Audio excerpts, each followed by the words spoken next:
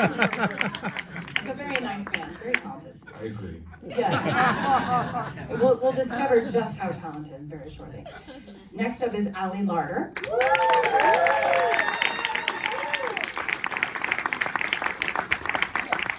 Be careful not to get thumbstick.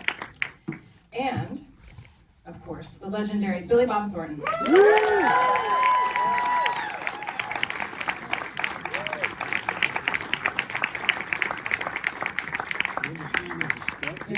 Right there. Careful. There it is. Welcome, everyone. Nice to see you again. Hi. Oh, you I thought you were talking to the audience. I already said hi to them. I'm saying hello to you. And before we get started, congratulations to Billy on his 7th Golden Globe nomination. Very proud of you. And you won. How many wins, Billy? I didn't want to get into that math, John. 2. But are you nominated this year, John? Nope, for no. Okay, all right. Well, you did get a couple Emmy noms this year. We're very proud of you for that. It's not a competition. Hollywood is just about the good feelings and the fun. So this is a room filled with actors, and I know you all love actors, you are actors. I would like each of you to share your first job that you were paid for as an actor. Not necessarily your SAG job, but your first paid job. It could be theater, indie film, street performer, whatever the case may be. So I'll start with Billy, because I'm sure you have a very colorful answer for this one. Okay, so when you say the first paid job as an Paid acting job. Okay. I grew up kind of rough. Yes, we know. Yes, that's why I know you're going to have a very good answer to this question. No, actually, my first paid job was actually when I got into SAG. Okay. And Was it a television gig? it was a creepy little movie that was horrible, and I was they used to do these showcases, right? Maybe they still do, I don't know, but the big Methodist church over at Highland and over there, so they had these showcases. You paid $15 to go see like a casting director or a director or something like that. And so go to one of these things, and the guy says, "I think I can use you." Well, it was as a stand-in. And Does that sound familiar, everyone? oh yeah, he clearly saw something in you. He could Your stand. height. He stood up. And so, because I came in here to play music, I didn't know anything about acting, and I got in this acting class, didn't know what I was doing, and I always say that my success came from ignorance, because I didn't know any other way to be other than just whatever I do, you know? And so anyway, I go in there and I see this guy, this director, and he's doing this movie, which was kind of a rip-off of Deliverance. It was really cheap. But filmed in Hollywood, that's interesting. No, filmed in Valencia. Oh. The Louisiana of Hollywood. So it was all orange groves in those days. Yeah. Anyway, he says, I can use you on this, and yeah, we'll get you your SAG card. So, all right.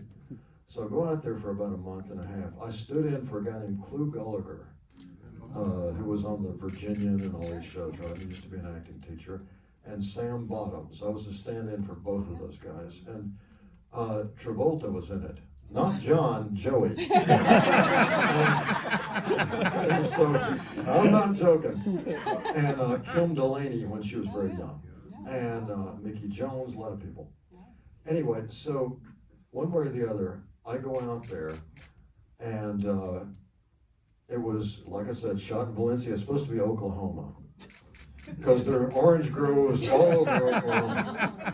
And so most of the time I was laying in mud, and it rained in California that particular time, all the time. And so I was staying there talking to a guy one day, and a fellow stand-in, and I kept waiting for when I was going to get my little part, because I had 2 lines. One of them was, "Get those sons of bitches." I remember that one. Anyway, so And my character name was very inventive. I was called Billy Bob. This all feels preordained. Oh, yeah. This is written in the stars. Oh, yeah. And so, anyway, I'm standing there talking to a guy, and I felt kind of weird, kind of woozy. And he goes, "Dude, you're bleeding out of your nose." And I go, "What?" And I felt, and sure enough, I'm bleeding out of my nose. They take me over to the hospital there in Santa Clarita, and I had pre-pneumonia, they called it. And they waited until the last day, and every day, there was another actor named Ken Swafford, who, stocky, red-haired guy, and he goes, "We're gonna get you your SAG card. This director is, telling us you're not gonna do it, but we're gonna do it." So, anyway, all the guys were on my side, and eventually on the last day of this movie, I'm in the back of a pickup truck, and we're going around a corner. It was kind of like what was the show with the Charger? Dukes of Hazzard. Dukes of Hazzard. Yeah, it's kind of like a chase scene like that. And they had these cardboard boxes over there. When it goes around the corner, I'm supposed to say, "Get you sons of bitches," and then fall out of the back of the truck onto the cardboard boxes. And they actually let me do that part. They don't do that anymore. But anyway, so I finally got the SAG card with that. I take a friend of mine to see the screening. It was at USC in the theater there. And they did the screening, and it got to my part, and I was like, "Here it comes. Here's my part right here. I love this. It's awesome." And it was not my voice at all. Because they were so cheap, they didn't want to pay me to come in and do ADR. And which I didn't know what that meant at the time. But it gets to my part, and I'm in the back, and it comes to my line, and it was like, "Get those sons of bitches." I knew you would have a colorful story. That was my first That is so you. Everything about this story is so you. Allie, can you top this story? That was Absolutely not. But I came out here in the late 90s, and a lot of it was when, just so many pilots were being made, and again, it was like auditioning for co-star roles and just, going to 5 a day. There was so many opportunities then, and just kind of hustling and driving around with no air conditioning and trying my hardest to sit in a room with 40 girls and trying to make it. And I think the first one, it was either Chicago Hope or Suddenly Susan. I think on Suddenly Susan, I played a bike messenger girl. And it was just it was exciting to be doing, it was live, right? So it's like you had an audience, and it was just, kind of, for me in my career, it's been trial by fire. And it kind of started off putting myself in these situations and fighting really hard until I won the role, and then going out there and, exploring and learning, and yeah. So that's a wonderful story. Thank you. I'm so glad you came out to our And Jon, finally. I got hired to replace the dialogue of this shitty actor once. The line, I think, was, "Get those sons of bitches."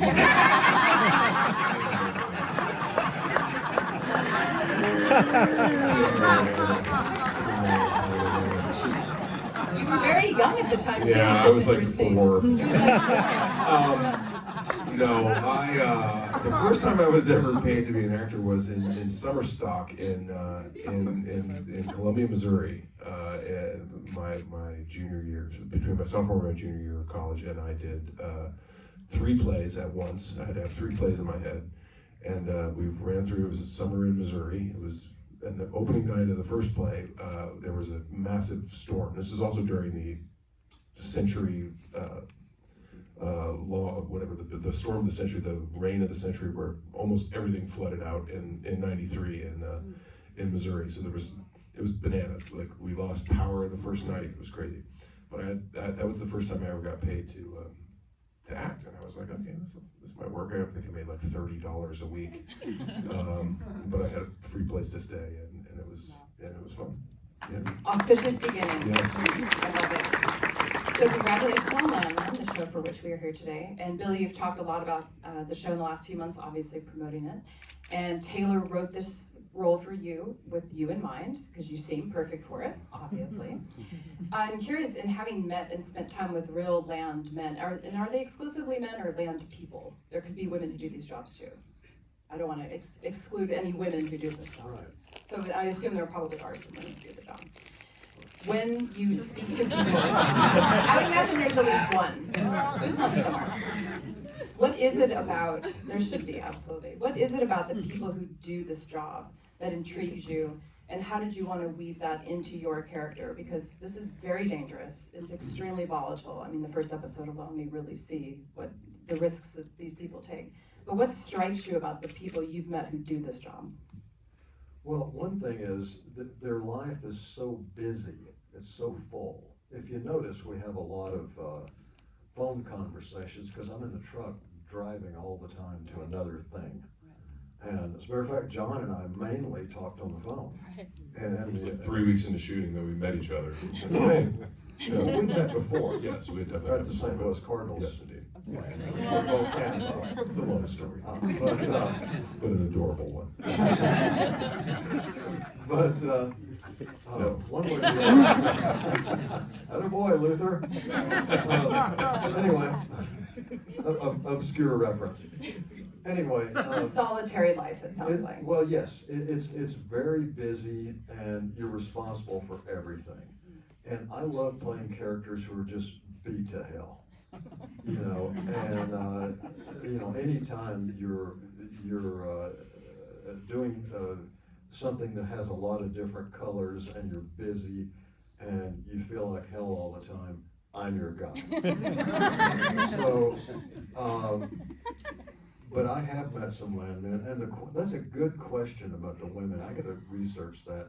The ones I've met have all been men, but that's not to say there aren't some women. And you know, times are changing, and maybe, you know, there are, and I'd like to find that out. But I have had a lot of response from landmen who That was my say next question. How do they feel about your portrayal?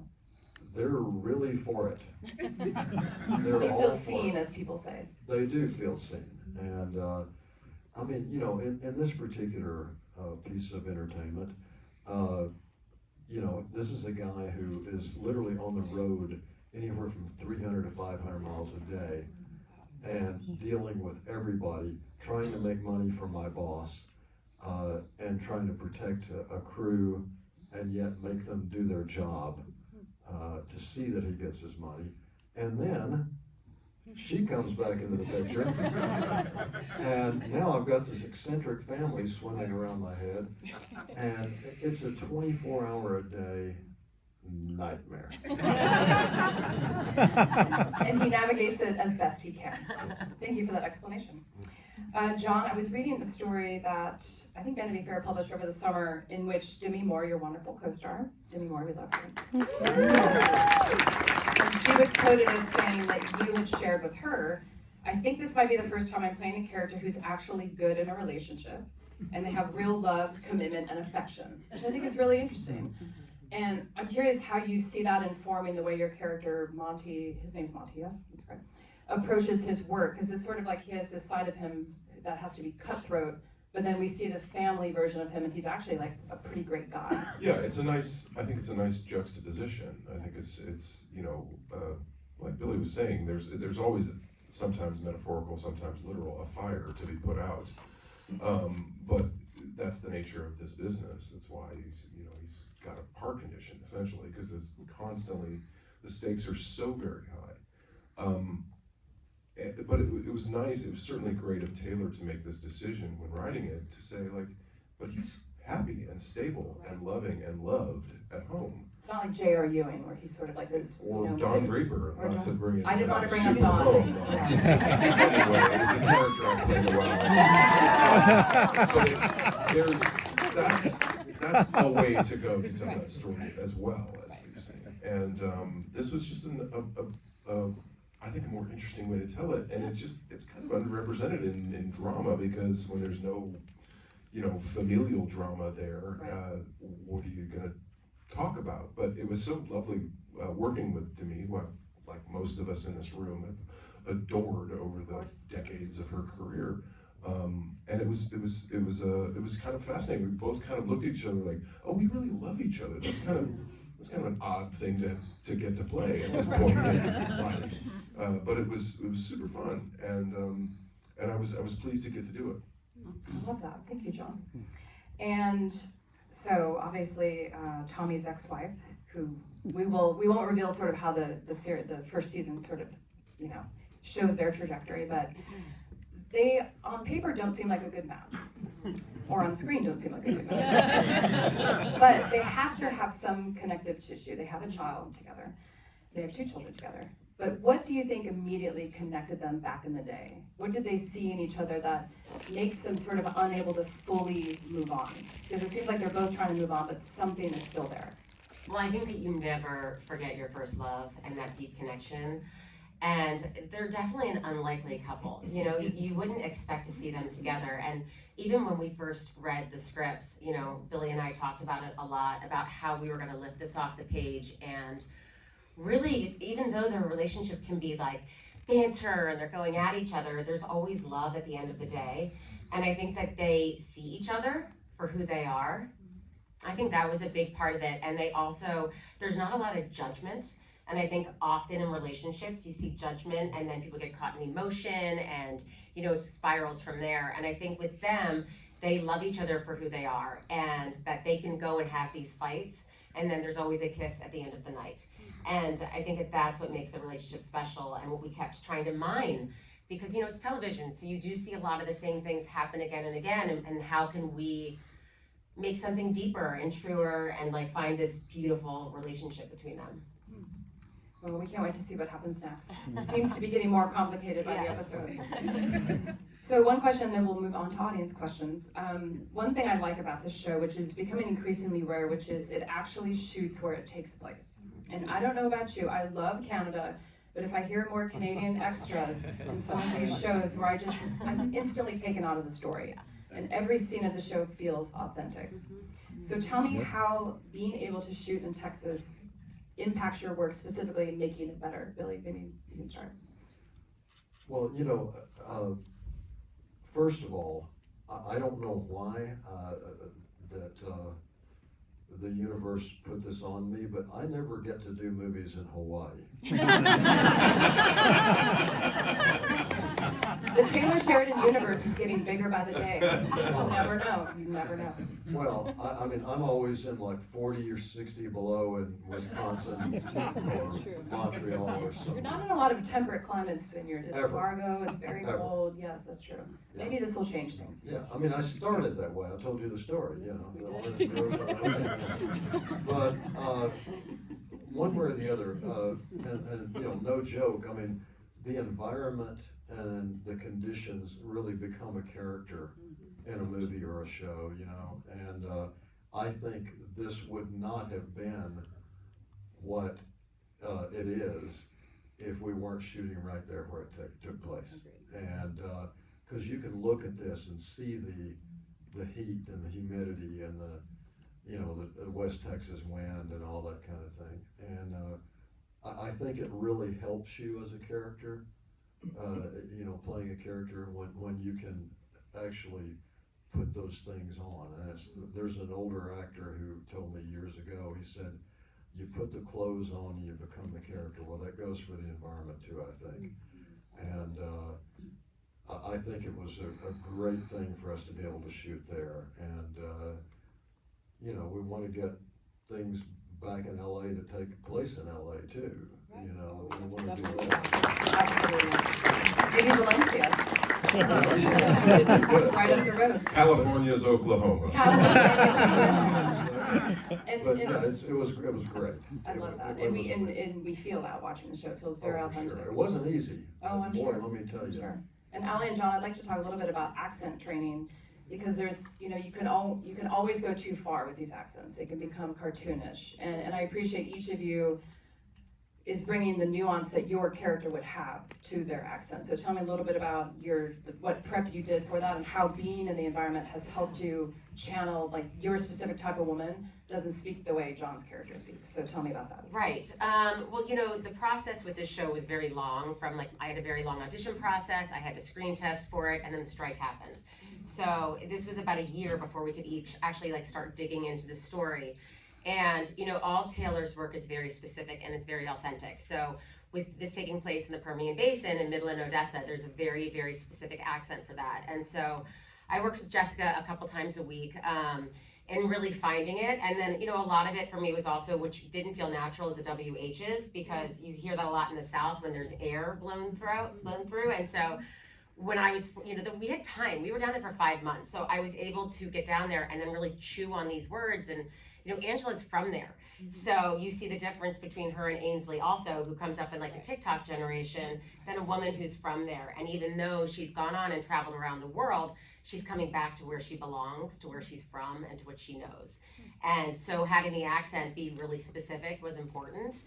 And it was great to have the time, to be able to do that and to be able to deliver it. I had kind of the opposite experience of coming to the show and a different amount of time to prepare than Allie. Mine was much more sort of condensed and accelerated, as was my time shooting because of other commitments. But I had gone to school in Texas, and I had met and worked with a lot of, some of the guys that were in my fraternity when I was at UT ended up working in the Bush administration, all these guys. And you would watch these guys who were either from West Texas or Southern Texas, and they would get into sort of more elevated places, and that accent would disappear. Because whoever they were talking to, you knew that you that stays either on the farm or on the ranch or whatever. And it was kind of like code switching in a very weird way. So the guys that had the elevated experience definitely had a very different way of, it was always in there. And I knew that I could kind of access that, mostly because I knew so many people who sounded like that. And all of those people, by the way, have been blowing up my phone since this show has started. Oh my God, dude, we love this fucking show so much. You gotta understand, you gotta tell me. But I was telling Billy that it's the response has been tremendous, and I think the response has been so tremendous like that because of how authentic it does feel. And to Billy's point earlier about how shooting in Weatherford and West Texas and all that, part of it is when you look around, there's nothing breaking that horizon, and it is flat, and there's a lot of distance between where you are and where you need to be, and you got to fill that time up with however you're going to do it. You might see one little dot on the horizon. That's where I need to go, and that's 600 miles away, and I got to get there today. And so you just point your truck there and you go. And that part of it is true to the environment, but also the story. There's vast distances between these places that you have to be, and those are filled up with people that maybe aren't the most honest, or maybe they're a little more nefarious, and that's what the show is really investigating. That's, I think, the part of it that people vicariously enjoy. Agree, and I'm so glad Billy hasn't lost his accent, by the way. It's I so can. But we're just so glad you can take it away when you need to, but you're still you, and we're so grateful for that. All right, we have I time. always tell people, if you're going to do a movie about Charles de Gaulle, get a Frenchman, he'll be better than me. That is true. Differently good. Differently good. So we have time for probably 2 questions. Three. Oh, 3. Okay, Billy's saying 3. This guy and his demands. Okay, anyone. Okay, here we have Jon and a half. There's a mic right next to you, so you can speak more clearly. Just if you could let us know how you researched the role. How did he research the role? Yes. The way I researched the role, well, growing up, I grew up in Arkansas and Southern Texas in Houston. And I've known a lot of people. I actually had a couple of friends who worked in the oil fields, and I know a bunch of oil attorneys. That's a different story. But so I kind of knew it. The thing that helped us out was that Christian Wallace, who did the podcast, the Texas Monthly article, as well as Christian's podcast, that's what this was based on. And Christian was there every day, and he worked in the oil fields, and his family worked in the oil fields. And Taylor researched this thing like crazy. So I didn't have to go have lunch with Landman every day, because these guys do all of it. And if the main thing as an actor, when you do things that have technical jargon, like if there's oil language, And it, when I did Goliath, there was a lot of lawyer talk, a movie I did called Pushing 10, where it was like, I had to go to air traffic controller school to find out how to spout that stuff off. And Armageddon, same thing, NASA people. So the thing about acting is if you don't know what something means, you can't deliver an honest performance. So anytime I had a question, I would go to Christian or Taylor and say, okay, I know what all this means, but what does that line right there mean? What exactly am I saying? And they would tell me, oh, well, here's what that means. It means you put the wrench here and that thing's over there, and then those people are called this. That way, when you deliver the line and you're playing this character, looking at somebody in the eye, when you know what you mean, it's an honest performance, because audiences aren't stupid. And if you're just spouting off lines that you've have memorized and you're reciting them, people can pick up on that. So you have to know exactly what you're doing. And so those guys were invaluable to all of us in those terms. Yeah. That's great. Anyone else? Okay. This gentleman with the hat. I guess I have a question for everybody. How much ad-libbing was there, and how much was actually written in the script? Were you guys able to have license for the characters, or did you just kind of stick to the script? Any improv or ad-libbing allowed on set? Well, I'll start by saying I've largely been an improvisational kind of actor throughout my career. I ad-libbed one line in a movie with the Coen brothers because their scripts are very tight. So there are certain people who have written something that is so what it's supposed to be, you don't have to do anything. Taylor had written brilliant scripts. I didn't have to ad-lib, but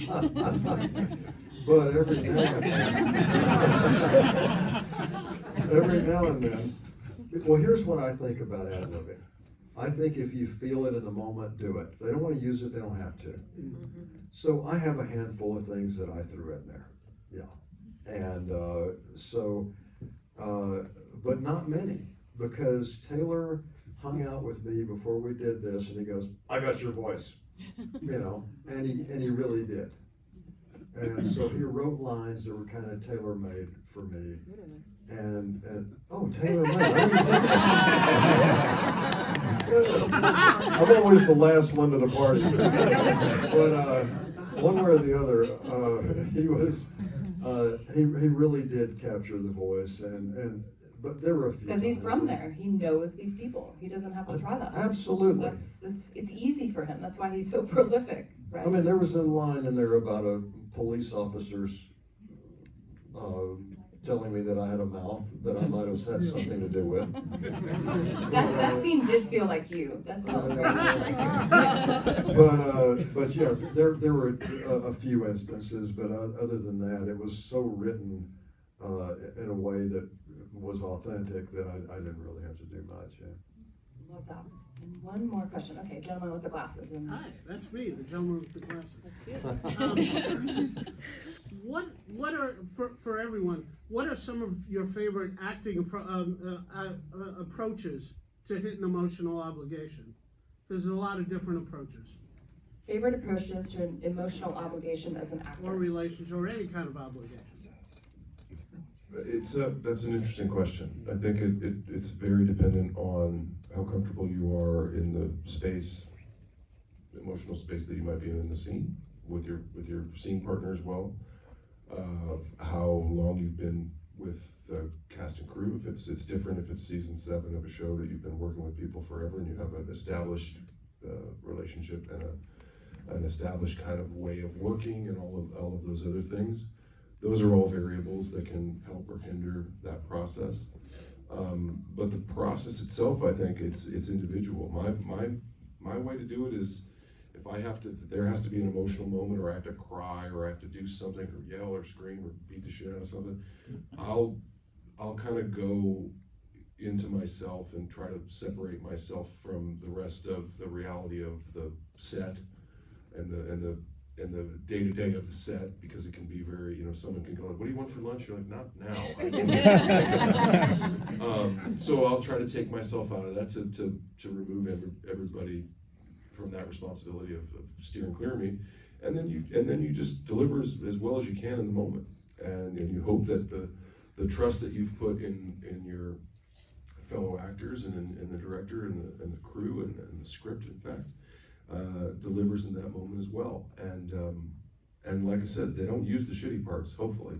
They don't use the 3 takes that you didn't get there. They use the good one. To your question about ad-libbing too, it's the great thing about ad-libbing, if it's better, they'll use it. And if it's better, they'll use it and they'll take credit for it. So written by, right? But yeah, I think it's so highly